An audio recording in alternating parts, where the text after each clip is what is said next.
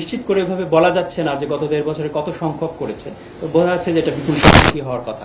আপনারা জানেন যে ডিএমপি ডিবি ধারাবাহিকভাবে অবৈধ মোবাইল, কর ফাঁকি দিয়ে নিয়ে আসা মোবাইল এবং যে সকল মোবাইল চুরি করে নিয়ে আসা হয় সেই সকল মোবাইল সম্পর্কে ধারাবাহিকভাবে অভিযান পরিচালনা করে থাকে। এরই ধারাবাহিকতায় গত ৭ তারিখে ডিবি মিরপুর একটি অভিযান পরিচালনা করে। সেই অভিযান পরিচালনা করে ডিবি মিরপুর বিভাগের সংঘবদ্ধ অপরাধ, গাড়ি চুরি প্রতিরোধ ও উদ্ধার টিম। আমরা একটা গোপন সংবাদের ভিত্তিতে জানতে পারি যে উত্তরা ১৭ নম্বর সেক্টরের একটি বাসায় এবং খিলক্ষেত থানাধীন নিকুঞ্জ ১ এলাকার একটি বাসায় কিছু বিদেশি নাগরিক অবৈধভাবে নিয়ে আসা মোবাইল সংরক্ষণ করে স্থানীয় বাজারে বিক্রি করা ব্যবস্থা নিচ্ছে। তারই প্রেক্ষিতে আমরা উভয় জায়গাতেই অভিযান পরিচালনা করি এবং উত্তরা ১৭ নম্বর সেক্টরে অভিযান পরিচালনা করে একজন চাইনিজ নাগরিককে গ্রেপ্তার করি এবং সেখান থেকে আমরা ৫৮টি আইফোন উদ্ধার করি। পরবর্তীতে আমরা খিলক্ষেত থানাধীন নিকুঞ্জ ১ এলাকার একটি বাসায় অভিযান পরিচালনা করি।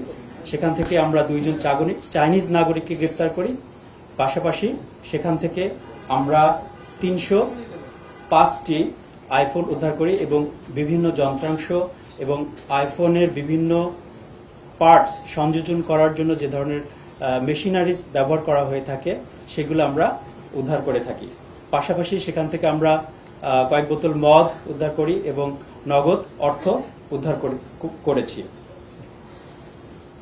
আমরা তাদেরকে প্রাথমিকভাবে জিজ্ঞাসাবাদ করি এবং এই জিজ্ঞাসাবাদের মাধ্যমে জানতে পারি যে স্থানীয় কিছু এখানকার যারা মোবাইল ব্যবসায়ী তারাও এই ঘটনার সাথে যুক্ত রয়েছে বা এই ব্যবসার সাথে যুক্ত রয়েছে। তাদের কয়েকজনের নাম আমরা পেয়েছি। আমরা তদন্তের স্বার্থে এখনই আমরা এই নামগুলো প্রকাশ করছি না, পরবর্তীতে তদন্ত শেষে আমরা এই নামগুলো আপনারা জানতে পারবেন। তারা যে পথে নিয়ে এসেছে এখানে কোনো বৈধ ঘোষণা নেই, আমদানি করার কোনো ঘোষণা নেই। তারা বিদেশ থেকেই এই আইফোনের পার্টসগুলো আলাদা করে এবং তারা বিভিন্ন বিমানের মাধ্যমে সানশাইন আটা ময়দা সুজি তারা এখানে পাঠায় এবং এখানে একটা তারা ল্যাব তৈরি করেছে। সেই ল্যাবে তারা সংযোজন করে কোনো ধরনের কোনো অনুমতি ছাড়া সেগুলো তারা স্থানীয় বাজারে বিক্রি করার প্রচেষ্টা চালায়। ব্যবসায়ীদের নাম এই মুহূর্তে আমরা বলতে পারছি না, আমরা এটা যেহেতু তদন্তের পর্যায়ে রয়েছে। আর যেটা বলছেন যে তারা সবসময় যে বায়ারদের কাছে যায়, অর্থাৎ এখানকার স্থানীয় যে যারা কেনে তারা নিজেরা কোথাও যায় না, তাদের কাছ থেকে এখানকার লোকজন গিয়ে তাদের কাছ থেকে সংগ্রহ করে। তারা স্থায়ীভাবে থাকে না। আমরা যতটুকু জানতে পেরেছি এবং তাদের পাসপোর্ট আমরা পর্যালোচনা করে দেখেছি যে তারা গত ১.৫ বছর হলে এই কার্যক্রম পরিচালনা করে আসছে এবং তারা এই ১.৫ বছরের মধ্যেও বিভিন্ন সময়ে তারা চায়না গিয়েছে এবং বাংলাদেশে এসেছে। তারা পাসপোর্ট ভিসা নিয়েই আসছে, বৈধভাবেই এসেছে, কিন্তু এখানে এসে এই ধরনের অবৈধ কার্যক্রমের সাথে সম্পৃক্ত হয়েছে। হ্যাঁ, ৩ জনই বৈধভাবে এসেছে, ভিসা নিয়ে এসেছে, কিন্তু তারা অবৈধভাবে এই কার্যক্রমগুলো চালিয়ে আসছে। আমরা প্রাথমিকভাবে তাদের সাথে কথা বলেছি। তারা যেহেতু চাইনিজ ভাষায় কথা বলে, তাদের সাথে কথা বলাটা একটু সমস্যা।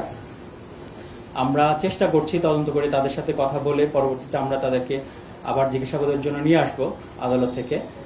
তারপরে আমরা জানতে পারবো যে আসলে এর পেছনে বাংলাদেশি কারা জড়িত রয়েছে। প্রাথমিকভাবে আমরা ২-১ জনের নাম পেয়েছি, সেগুলো নিয়ে আমরা কাজ করছি। পরবর্তীতে আমরা আসলে জানাতে পারবো বিষয়টি। না, এ বিষয়ে আমরা এখনো পর্যন্ত নিশ্চিত হতে পারিনি যে কোনো রাজনৈতিক সম্পৃক্ততা রয়েছে। তারা ব্যবসায়ী। আমরা এখন পর্যন্ত এই মোবাইল সংশ্লিষ্ট বিষয়টাই পেয়েছি। অন্য কোনো অপরাধের সাথে জড়িত আছে কিনা সেটা আমরা বের করব, তদন্ত করে দেখব যে তারা আসলে আদৌ কোনো অপরাধের সাথে অন্য কোনো অপরাধের সাথে সংশ্লিষ্টতা আছে কিনা। যদি থাকে তাহলে সেই আইনের আওতায় আমরা তাদের বিরুদ্ধে ব্যবস্থা নিব। তো আপাতত দৃষ্টিতে আমরা যতটুকু জানতে পেরেছি বা দেখতে পেরেছি যে এই সংশ্লিষ্ট অপরাধ ছাড়া অন্য কোনো অপরাধের সাথে সংশ্লিষ্টতা নেই। আমরা ভবিষ্যতে তদন্ত করে আরো বেশ বিস্তারিত জানতে পারব। তারা যেখানে তাদের কার্যক্রম পরিচালনা করে আসছে তাতে বোঝা যাচ্ছে যে তারা বিপুল পরিমাণ মোবাইল ইতিমধ্যে তারা বিভিন্ন সময় বিক্রি করেছে।